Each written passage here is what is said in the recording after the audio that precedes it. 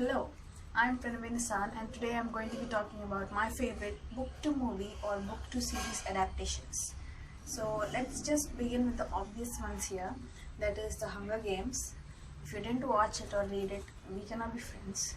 The second one is Game of Thrones and Harry Potter and The Fault in Our Stars. I think these are the most obvious and universally accepted and loved book to movie or book to series adaptations.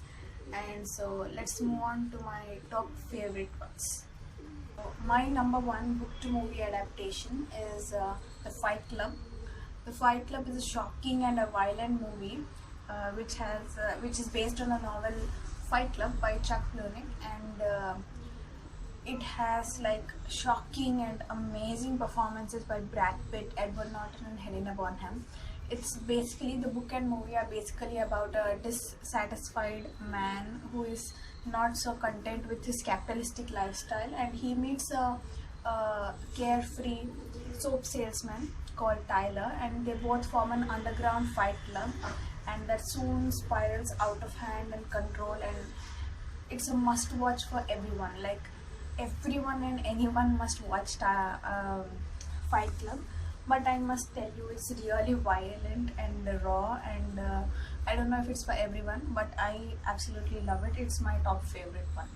My second favorite movie, book to movie adaptation, is Me Before You, and it's a beautiful book, and the movie is equally beautiful.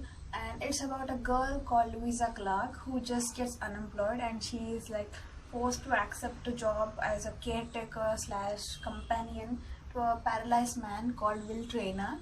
And it's the story of them bonding, finding their similarities, falling in love. It's a really heartwarming and feel-good movie. I love it very, very, very much, and I bet you like it too. It's very easy and may make you cry, but no guarantees. I like it very much. You should watch it too. It's Water for Elephants. Water for Elephants is a story about a young man called Jacob who just lost his parents, and he finds a job as a animal caretaker or veterinarian in a traveling circus.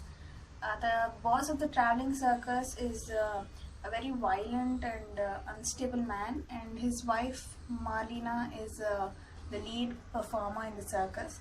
It's the story of Jacob and Marlena and the boss. And Christopher Waltz did an amazing job as the boss, and you have to watch it at least for Christopher Waltz. He's an Oscar-winning actor. And for Reese Witherspoon, of course, Marlena, played by Reese Witherspoon. And I won't lie, the reason I watched this movie is because Robert Pattinson is in it. I will watch anything with Robert Pattinson in it. If you get out of the Twilight prejudice, you will actually notice that he's a very talented but underrated actor. Anyone with eyes can see that he's extremely handsome and extremely hot. Apart from that, he's also a very good actor, and you have to watch it for the actors themselves. It's a really, really good movie and a very touching story. Not as good as the book story, I must say, but it's a good adaptation. They had a good try in it, and it is one of my favorite books, and it's a very comforting read for me. Like, when I'm feeling depressed or when I'm feeling low, I go to this book or this movie, and that is none other than The Perks of Being a Wallflower. And it was converted into a movie, and they did an amazing job with it. And Emma Watson, I'm watching it if Emma Watson is in it.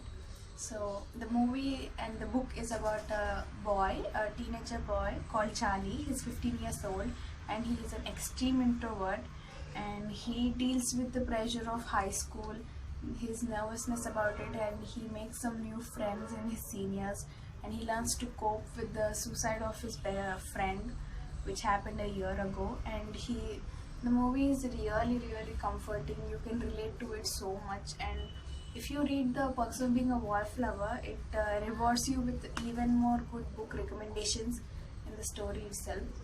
So, for amazing performance by Emma Watson and all the other actors, actually, you must watch The Perks of Being a Wallflower. It will make you feel very warm and cozy and happy. 17 version of The Murder on the Orient Express. There are many versions of it, but my favorite is the 2017 version. It's because of Johnny Depp in it. And Johnny Depp, you all know, is a marvelous actor, and I'm going to watch anything with Johnny Depp in it. And it's based on the novel Murder on Orient Express, obviously, by Agatha Christie. It came out sometime in 1930s, I think. It's about it's very straightforward name actually. It's about a murder which happens on a train, that is Orient Express, and the train is stuck in snow for the next 3 days because in a tunnel or something. And there's our detective in it, who is Hercule Poirot, and he and the other members in the train try to solve the murder. And it has a very good plot twist, and I love it actually. Is The Pretty Little Liars. It's made into a show of many seasons. Pretty Little Liars is about 5 best friends, and one of them goes missing, and after a few years of her going missing, they never find her, and the other 4 friends start getting mysterious messages and emails by the name A, and all their secrets, very close to their heart secrets, are being revealed in those messages and emails. And the only person who knew these emails was the lost best friend. It's a show about friendship and coming to age and betrayals, and it's a very trashy YA novel, and the show managed to capture the essence of each friend, and it's a entertaining show. And so what movie makers actually do is they butcher and kill the central meaning of the book. They dilute the message of the book to the audience just to attract more people to come to the theaters and all. The books I'm going to mention here are not like that. All the directors and the movie makers managed to capture the exact essence of the story and plot, and all these movies which I'm going to recommend to you are universally loved, and they are very well portrayed by all the actors in it, and the directors have done a great job, and the casting is excellent. So I recommend you to watch one of these movies. I mean, I will always recommend you to read the book, but if you are not much of a reader, these books are going to tell you what the book is exactly about. So please watch these movies, and that's it for today. Bye.